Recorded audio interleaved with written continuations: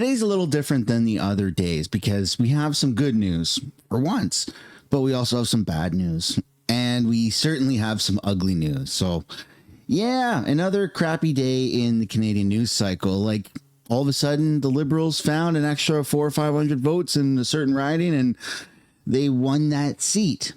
I don't know how the recounting is still going on weeks after the election, but ooh, it's frustrating. It's frustrating. I'm trying not to entertain anything that it was rigged and blah, blah, blah. Cause I'd like to believe in our democracy, but man, this is starting to get kind of sketchy. So we're going to be taking a look at a lot of things in this video, and I hope you stick around for the full thing. Welcome back to the channel. Welcome back to another video, everybody. Before we get into it, I do want to encourage you all to hit the like button and subscribe if you haven't already. It does really help grow the channel. We're going to start off with some good news. Finally, right? A man in British Columbia has just won the largest single person jackpot in Canadian history. 80 million smackaroos from British Columbia. Kind of cool. This is being called the biggest jackpot ever awarded to a single person, with an $80 million prize, which is being deemed life-changing. Yeah, of course. I think it's going to be taxed crazy if lottery winnings are even taxed in Canada. I think they are, but who knows? So this person here says, I just threw in my resignation through an email just an hour or 2 hours before I had this news conference. I'm working with a good operations team. My boss, they are all great. He just said he wanted to make sure his boss and coworkers knew he wanted to step away. Just giving you guys a heads up, I'm not coming back. You may even buy the company. All right.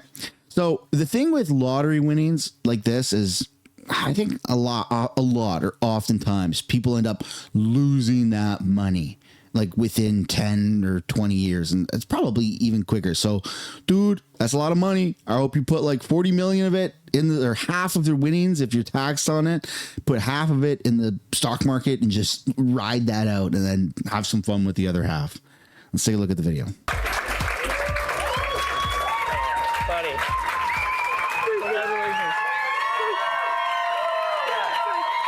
I'm an immigrant. I came from a poor country. Like, this money's a lot, right? Like, I've been struggling. Like, I'm a father. I work full time.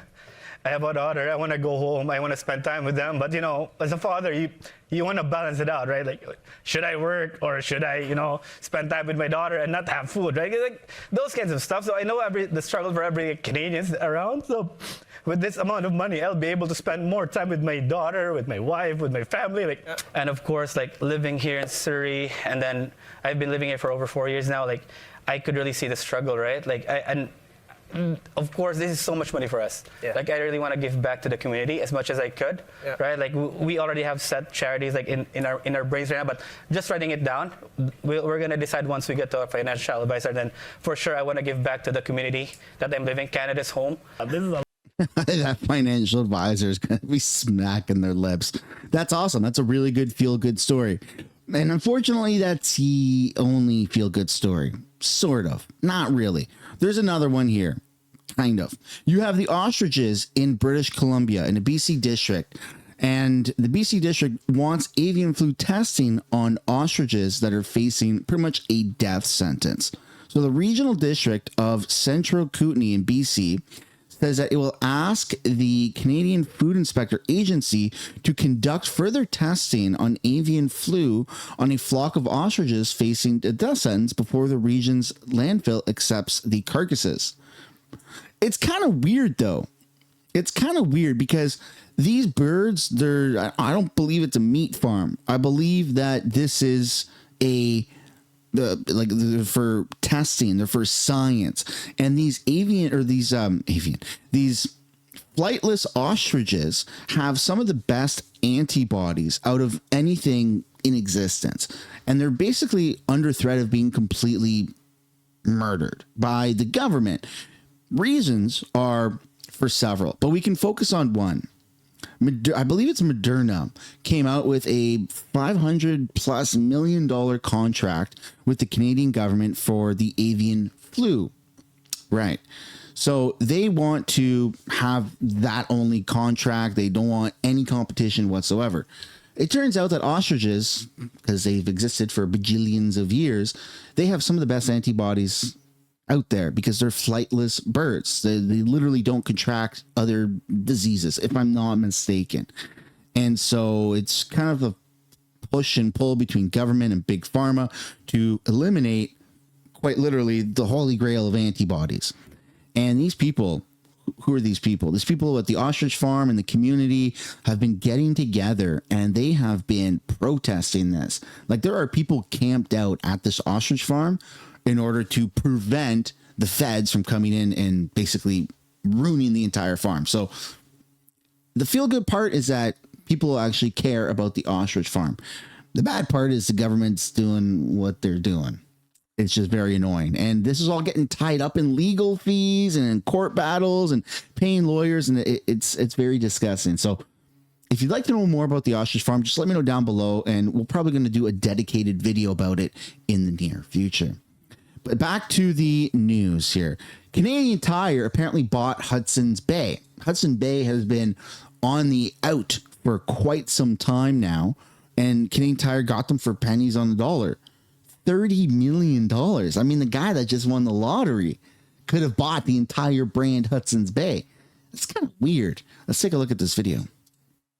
Well, the once venerable department store chain Hudson's Bay may be closing out, but the brand will survive. That's thanks to another iconic Canadian retailer. Sarah Galashan is watching the latest on this news that broke just a couple of hours ago. Sarah. Yeah, coming out to us in the form of a press release from Canadian Tire initially, and then backed up with a press release that read very much the same from the Hudson Bay Company, both of them using the words definitive agreement, in that this is a purchase for what they're calling the iconic brands and other intellectual property of the Hudson Bay Company, which of course we know filed for creditor protection back on March 7th of this year. What we're talking about when we talk about some of that intellectual property and brands, you know, the iconic stripes that so many people have bought, those blankets, the coat of arms, that sort of thing, those things that we've seen recently, people flocking to the stores during these liquidation sales wanting to pick up what might be left in them as they have moved to these liquidation sales. But in this press release from Canadian Tire, Greg Hicks, who's the president and CEO of Canadian Tire, he's quoted extensively, and I want to read you just a little bit of what he says here about this. He writes, "This choice feels as strategic as it does patriotic. It builds on our generational connection to life in Canada, and it fits our True North strategy. The stripes will add beautifully to our portfolio of owned brands alongside other Canadian favorites that we have fostered and grown, and the Bay and its brands have long been known for their strength in categories that our customers will seek in our stores and online. It's disheartening to witness the final days of another great Canadian retailer, and while the circumstances are unfortunate, we are proud to step in for our customers." What we get from that is, while it purchased through a creditor protection, a deal that I have to note is still subject to court approval here. There is no onus on the buyer to then turn around and actually sell those brands, but the indication is from that press release that that does seem to be the intention, at least online and in the Canadian Tire stores. The purchase. Yeah, that is wild that they got that brand for. I know they're facing extinction, but for $30 million, that is quite predatory. And I think the takeaway from this story, at least from my perspective, is how does Canadian Tire keep buying all these brands? I don't get it. I mean, good for them, but also they're starting to get to be a bit of a monopoly. We should probably keep an eye on that. Like, maybe Moose on the Loose should do a deep dive into Canadian Tire and figure out where all that money's coming from, because that's crazy. Like, they own Sports Check, they own Mark's Work Warehouse, they own a whole bunch of different things. That's just on the surface what I can name off the top of my head, but they are a conglomerate.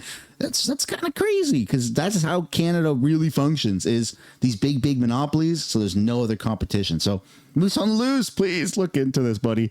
Please look into this. All right. Next up here, we got the unfortunate reality of a recent election that just got flipped. So you can see here, when the election got called, Conservative Parm Gill had 32,186 votes. The next closest was Liberal Christina with 31,888 votes. Not that big of a difference. But after a recount that just took place or just finalized this morning, Christina actually has 32,178, and conservative Parm Gill has 32,156. So there you go. Turns out they overcounted because they did 32,186 for Parm, and then it was, oh, sorry, not 186. We meant 157. So that seat has been completely flipped. Recount confirms narrow Liberal victory in Milton East Halton Hills South. Recount saw a vote narrow of 21 votes from 29 as Liberal victory confirmed by judicial recount. Liberal Christina Tesser says she found out just before midnight on May 15th that a judicial recount had confirmed her victory in the federal Ontario riding of Milton East Halton Hills South. The margin narrowed from 29 to 21 with the recount. And in case you're wondering how many MPs this now leaves Liberals with, the recount leaves the Liberals a 2 seats shy of a majority government with 170 MPs. So, yeah. I know a lot of people in the comments are probably going to be saying that this is rigged, that this is fishy. I'm holding off on that. I'm holding off, but it's hard when you're seeing conservatives have like a pretty decent lead on some of these ridings, either right up until the last ballot was, until the last polling station was, checked, or until these recounts happen and it completely flips the narrative. It's just weird. That's all I'm calling it. It's just weird and unfortunate. But again, we're going to keep our eye on it because they're at 170. And how many more recounts are they going to do, right? And if they crawl up to 172, that is a little suspicious. But I'll probably be censored fully by then because the moment he crosses that line, he's probably just going to turn off the internet and the power in Canada, is how I see it in my head. But now let's take a look here at what the media has to say about the recount in Quebec. The push for the election to be redone in this riding north of Montreal comes as an error in the elections office return address was found on a handful of uncounted mail-in votes. There are options. We are taking options now. Bloc leader Yves-François Blanchet announced today that his party is heading to court to push for a revote in Terrebonne. There's a law. It appears clear. We have a case. We go forward because we want this election to be held properly, and that's it. This challenge comes after the riding went red following a judicial recount that saw the Liberal candidate beat the Bloc incumbent by a single vote. But then a local voter came forward to say that her ballot was returned due to an error in the postal code on the envelope provided. I would like for my vote to ultimately count, she says. When this case arose, Elections Canada said the results of the recount were final and that it would be up to a party to launch legal recourse. The Bloc candidate who this vote would have gone to described the race and the recount as an emotional roller coaster. Nevertheless, I'm lucky to be well surrounded, not only by my party, but also by peers, and the population that supports me is very confident in our case as well. Elections Canada confirmed today that of the 115 special ballots issued in the riding, this is the only case they're aware of where an envelope containing a marked ballot was returned to a voter because of an incorrect address. Though 5 additional ballots were received late and not counted, and the electoral body asserts they have no information as to whether the delay was due to their incorrect zip code on the return envelopes. The Liberal MP-elect declined to comment today, and the party directed questions about the count to Elections Canada. There are 3 other ridings where judicial recounts are happening, 1 in Newfoundland and 2 in Ontario, all with razor-thin margins between the Liberal and Conservative candidates. It's getting kind of crazy out there. It really is, with how close this is and how long this is lingering after the election. I mean, I haven't really ever thought that there was all these kinks in our armor within our democracy in Canada. I mean, yeah, okay, Liberals get away with a bunch of crap, but when it comes to our elections, I thought that it was pretty good for the most part. But for recounts to be happening a week or 2 weeks past, I mean, isn't this something that we can avoid in the future? Because you're having ballots show up in like random parts of the country. I think Moose on the Loose said some showed up in Nunavut this morning. Like, it's just all over the place, man. What the heck is going on? Well, Conservative leader Pierre Poilievre has something to say, not necessarily about the ballots, but about Liberal leadership and how, where's the budget? You talk about corruption, never mind the ballots. The Liberals are going to be running without a budget to explain to the public until 4 or 5 months from now. And they're going to be running without a vote on the budget for another year or 2 years. That is ultimate corruption. Freeland quit because she couldn't face delivering a budget that was in such a deficit. And now the Liberal Party's mentality is just spend as much as we possibly want, how we want, and then we're going to vote on it halfway through his election term? What the heck is going on, man? A plan to reverse the Liberal housing crisis, a plan to reverse the Liberal inflation crisis, a plan to reverse the Liberal jobs and economic growth crisis, a plan to stand up against American tariffs. And that plan always comes in the form of a budget. A budget determines and informs Canadians of the size of the debt and the deficit, of the future interest rate and inflation costs, of the tax policies that determine whether companies hire or fire employees, of the laws that allow us to or block us from building major infrastructure projects that will create jobs and make us more independent from the Americans who are threatening us with tariffs. Now, Mr. Carney said during the election campaign that he had a plan. And he took great delight in saying that a slogan is not a plan. Well, a budget is a plan. And if he does indeed have a plan, if he does know what he's doing, then he would introduce a budget so that Canadians know exactly what the finances are. We were very disappointed yesterday to hear that he has no budget plan for this year. This makes it the longest period without a budget since the 60s, the first time there has not been a budget outside of COVID in over 20 years. Extremely unusual. It'll send a bad signal to investors and ratings agencies, and a lot of people will wonder what the Liberal government is hiding. It sends a bad signal to the owners of Canada. You remember when Carney said that he met, or Trump said he met with the owners of Canada? What does it even mean? Who owns Canada? It sends a bad signal to them, whoever they are and whatever that means. About our finances.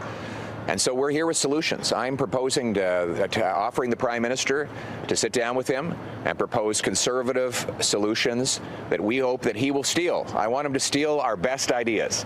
That includes cutting the bureaucracy, consultants, foreign aid, and other wasteful spending to bring down deficits, inflation, and taxes.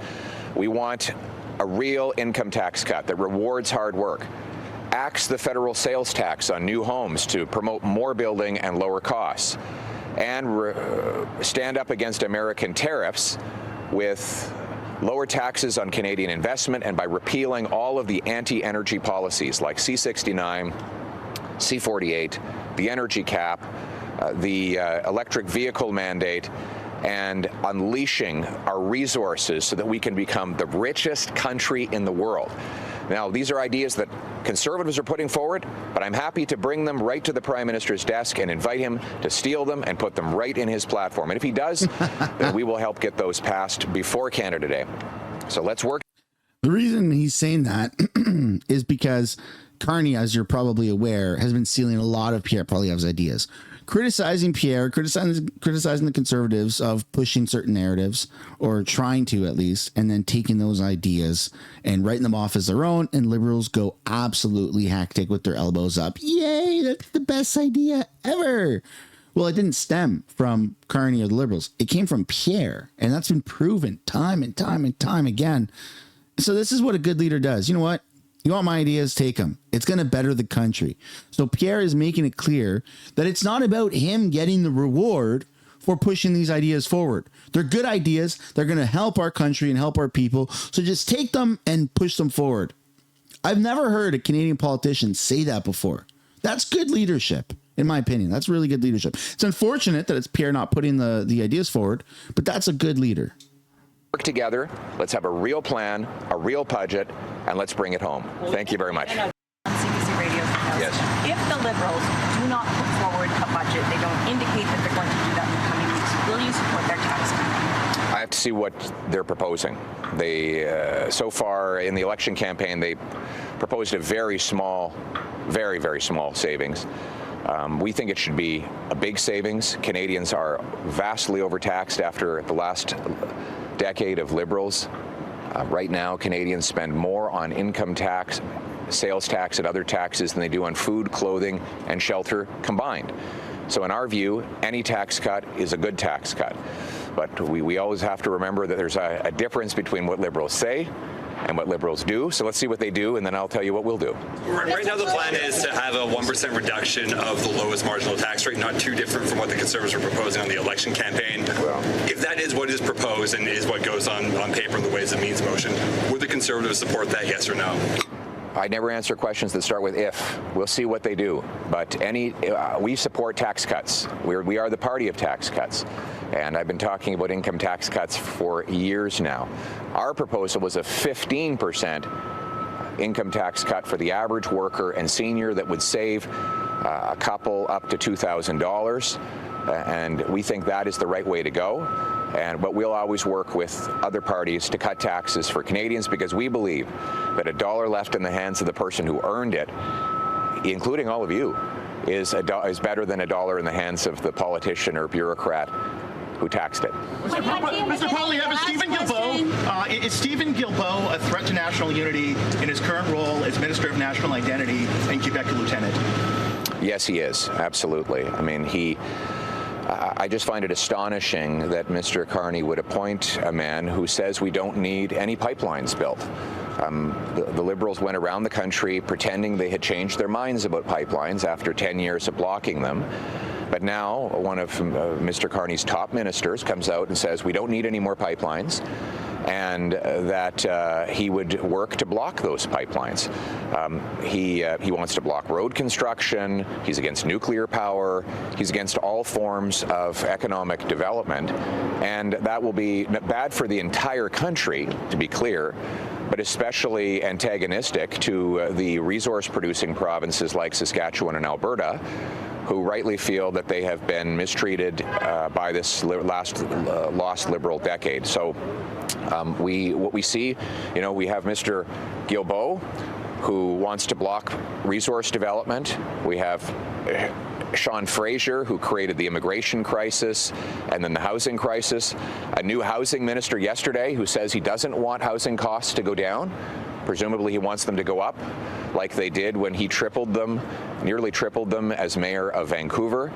Yeah, so right. What we're seeing is that in the last 48 hours of this Liberal government is looking a lot like the last 10 years of the Liberal government. What we need is a real change, a change so that we can bring home the country that we knew and loved, so that anyone who works hard gets a powerful paycheck.